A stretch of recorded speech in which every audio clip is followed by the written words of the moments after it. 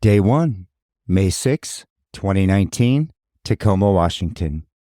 The adventure begins. You ever wake up in the morning and ask yourself, what am I doing? And more importantly, why? Yeah, me too. Hi, my name's Craig, and this is my story. A story about life. Life out there.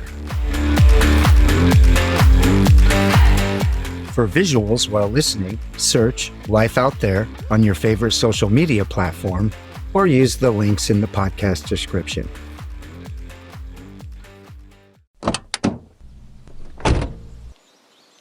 Hello, my name's Craig, and this is my podcast, Life Out There. So let's just get those burning questions of yours out of the way right out of the gate. Craig, who the hell am I? And a podcast? Yeah, good questions. Who the hell am I? I'm just a guy. I'm a guy like you. A guy that spent his entire life just following the rules. You know, be a good kid, respect your elders, do unto others, be seen and not heard. Yup, I'm a boomer. Get good grades, better your education, get a job, make good money, get a better job, make more money. Just following the rules. Playing from the playbook, you know, societal norms. Until, wait. Except for that whole, one big rule about meet someone, fall in love, get married, have babies, babies have babies, holidays at the end. No, I skipped all that. Talk more about that later, maybe. But in all other aspects, just following the rules. Until one day when I thought, no, I don't want to follow the rules. This is stupid. I remember it like it was yesterday. 17th day straight, no day off, dragging my ass out of bed at 4:30 in the morning, all the way to work thinking, what are you doing? And why? Is this really your plan? You're going to do this for the next 20 or so years. So you can stuff a bunch of money in the bank, retire, live out your golden years, and then have fun? I'm assuming that in 20 years I'm even able, willing, have the energy, have the want to, hell, assuming I'm even still alive.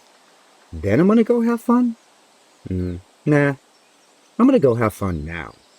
Sell everything, buy an old RV, pack the dog, the cat, and all my worldly possessions into that old RV, hook a car up behind it, and hit the road. I guess I had decided that I no longer wanted to have stuff. I wanted to do stuff, see stuff, experience stuff.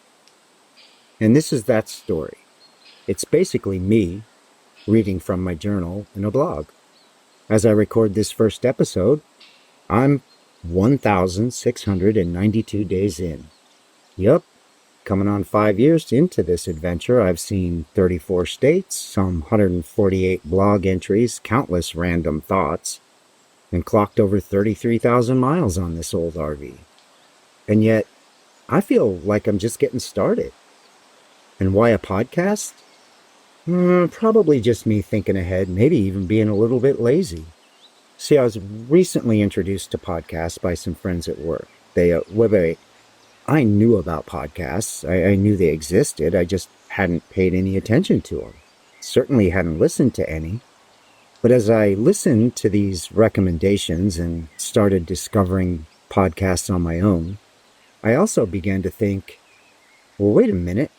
This is way easier than journaling and blogging like I had been doing, at least for me. I can pick up my phone or plug a microphone into my laptop and start recording. The reality is, I think I'm picturing old me 20 or so years from now, when I might want to reminisce about where I was, what I was doing, who I was doing it with, and why I was doing it, what was in my head, and what was going on in the world.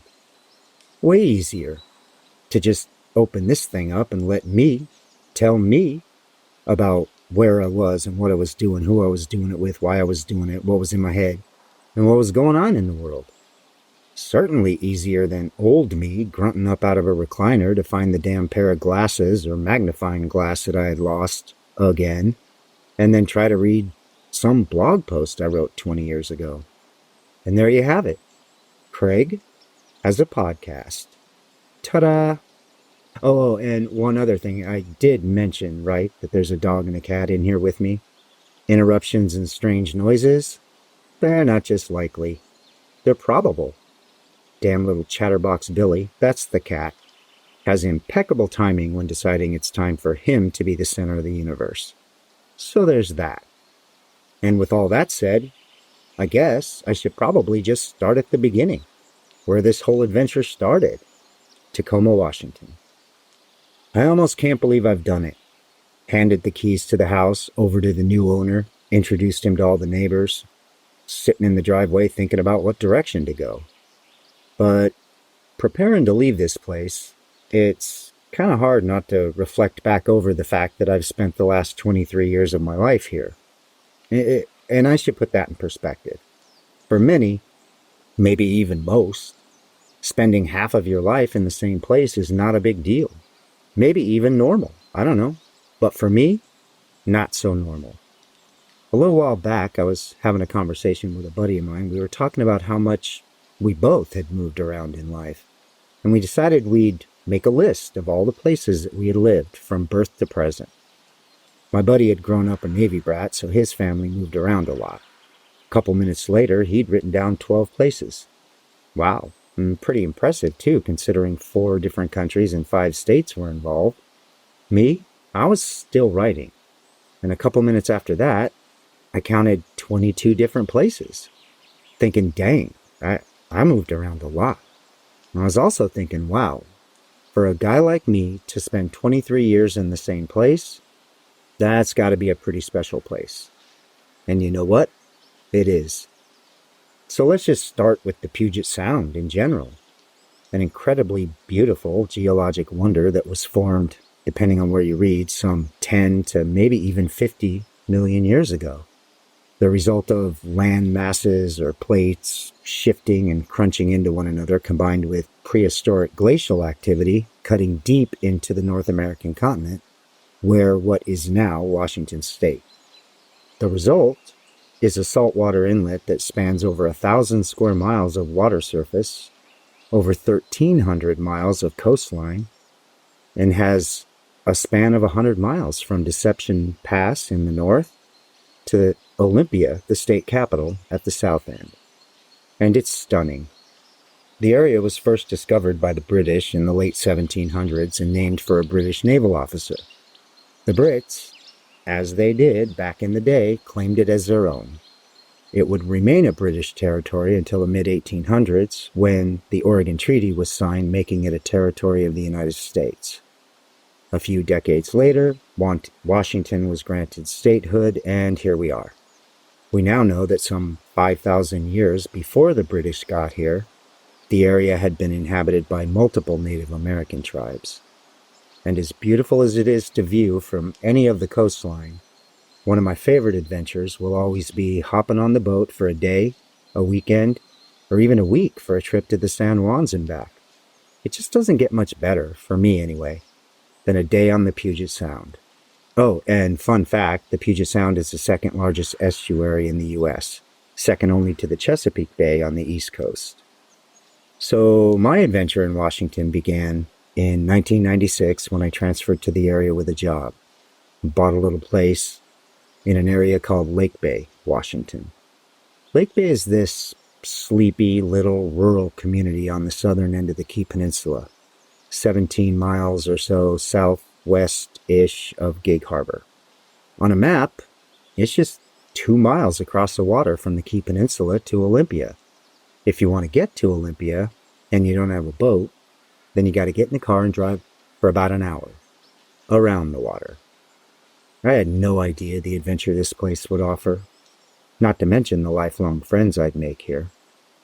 Like so many areas in this part of the country, Lake Bay was born out of a thriving logging industry in the 1800s. But unique to this area, it began to transition in the 1900s into a small resort community for Seattle and Tacoma residents looking for a getaway. At the time, the only access to the area was via boat, making it pretty exclusive and attractive to the affluent of the time. In fact, the property I purchased had been one of those cabin retreats for one of those Seattle couples all throughout the 60s and into the 70s. Things in the area would begin to transition again when the state built the first Tacoma Narrows Bridge. Sadly, less than 5 months after it opened, it would be nicknamed Galloping Gertie. You can check out footage online, but the nickname resulted out of a 80-mile-an-hour windstorm, crashing down, pummeling it back into the Puget Sound. And the area would have to wait nearly a decade for its replacement to open. But that bridge literally opened up a whole new era and growth for the entire peninsula. It was 2002 when I decided I needed to cut my commute time a little bit, so I rented the place out in Gig Harbor and I rented the place out in Lake Bay and moved to Gig Harbor.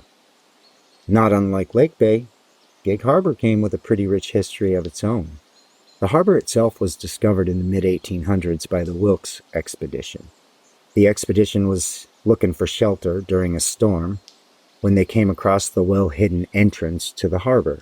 The harbor's tucked way back into the Puget Sound. The harbor would later be named for the type of vessel that the expedition was using, which at the time was called a captain's gig. Upon their arrival, the expedition encountered members of the Puyallup tribe who had maintained a base camp at the head of the harbor for literally centuries, relying on the waters of the harbor for transportation and fishing. There's so much more, but there's a super cool museum in Gig Harbor called the Harbor History Museum. It details the steady growth and activity in the area from its discovery to present day. The entire area's popularity has grown out of the combination of seclusion and beauty combined with the fact that Tacoma and Seattle are well within reach, thanks to the Tacoma Narrows Bridge, and now there's 2 of them, and multiple access points via the Washington State ferry system. For me, the popularity of the area is obvious in the population numbers. When I moved to Washington, Gig Harbor had a population of just over 5K and only 2 exits off Highway 16. Any other access was via water or a couple of back roads. As I leave Washington, the population of Gig Harbor is nearing 11,000 people. A major freeway expansion done during the building of the second Narrows Bridge, technically third Narrows Bridge, I guess, but the first one's still underwater, so 2 bridges. That freeway expansion provided 4 exits from the freeway and nearly doubled the town's growth in just the last decade. It's clear that folks want to live here, and it takes little more than a walk around the harbor to figure out why. Speaking of that second Narrows Bridge, that's what spurred my move to Tacoma. The bridge was scheduled to open in July of 2007, and it was going to be a toll bridge. So I did some quick math and decided I didn't want to spend almost $1,000 a year to drive across a bridge and go to work. So rented out the house in Gig Harbor and found a little house in Tacoma, where my Tacoma adventure would begin. That house on B Street. The house I would never finish. Another one of those great life lessons that it took this thick-headed nutball 3 shots at to learn. If I ever walk into a house and think, this would be really cool if, I should really just turn around and walk out of that house. In my experience, achieving that if is a tough thing to do when living in, working in, and trying to create the perfect home all at the same time. And I'm not going to lie, I was pretty anxious, even skeptical about this move to Tacoma. I'd spent my entire time in Washington focusing on staying away from big cities. My time in California and Hawaii had taught me that I hadn't really appreciated growing up in small-town America. I was that stereotypical kid that spent his entire life waiting for the day I could leave home, which I did the day after I graduated high school, and head for the big city. By the time I got to Washington, I had spent 14 years in nothing but big cities, starting in Eugene, and they only got bigger, Honolulu, Los Angeles, San Francisco, work trips to Chicago, Phoenix, Miami. vacations to New York, London, Dublin. I was big citied out. So the thought of moving to a city with just over 180,000 people, granted, no Los Angeles, but it was big enough to be a little scary. But I gotta say, my little house on B Street and the Emerald City, Tacoma's nickname, quickly put those concerns to rest. Tacoma at the time, for me anyway, had managed to strike the perfect balance between small community life and just enough big city to put most everything within reach. And if Tacoma didn't have it, 30 or 40 miles up the road, Seattle probably did. The internet was just taking off, so if I needed a mall, had several to choose from. Want to go to a comedy club? Check. Want to go to a movie? Take your pick. I don't even remember how many theaters there are around here. Want to check out an awesome meal in a restaurant with incredible views of the city or even down on the waterfront? Check. A walk down the hill on a summer day for a cup of coffee and a walk around the pier, check out the Glass Museum? Check. I could sit on my back deck and watch the barges come in and out of the port of Tacoma, the nation's 8th busiest seaport. I could also see the top of the Tacoma Dome from that same deck, one of the largest wooden dome structures in the world, 150 feet tall with a seating capacity of over 23,000. And I can't count the number of concerts, car shows, home shows I went to at the T-Dome. I could also walk to the LeMay Car Museum, one of the world's largest. They got like 4 stories of cars stacked up in that place. And finally, the countless hours I spent walking around the hood with my little 4-legged buddy, Doogie.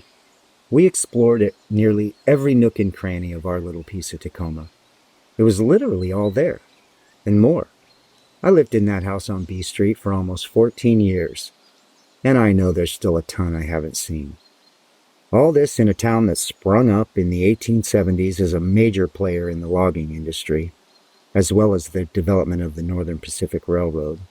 The town grew fast because of abundant natural resources as well as its strategic location at the southern end of the Puget Sound.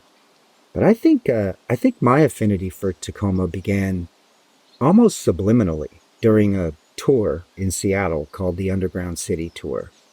It was a favorite when friends from around the country would come visit the Pacific Northwest and my little piece of it for the first time.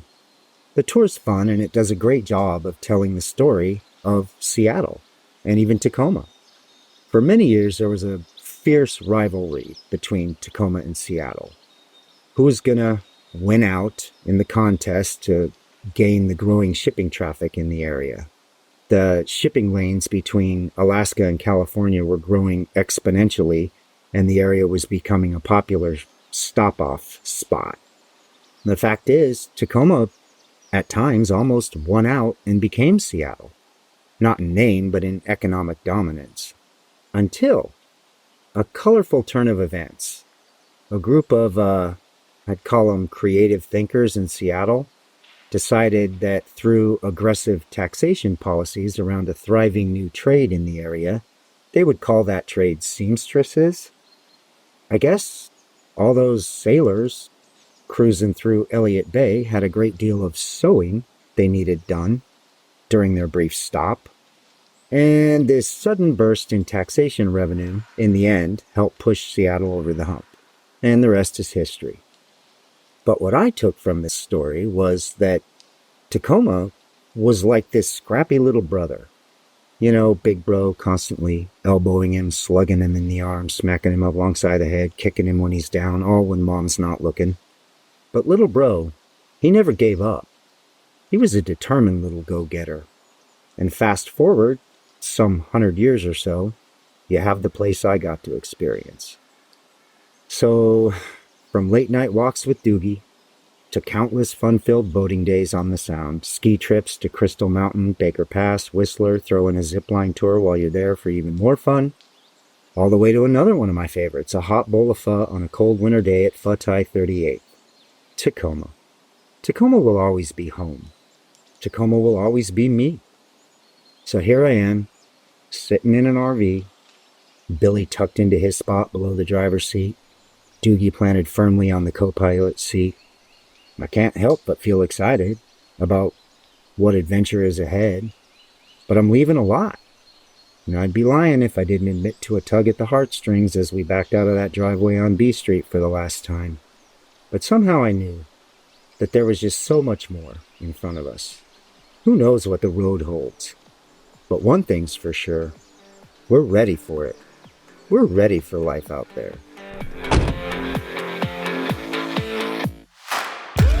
Turns out, this thing called life comes with a lot of rules. Maybe it's time to break a few. Because you can. No, seriously, you can.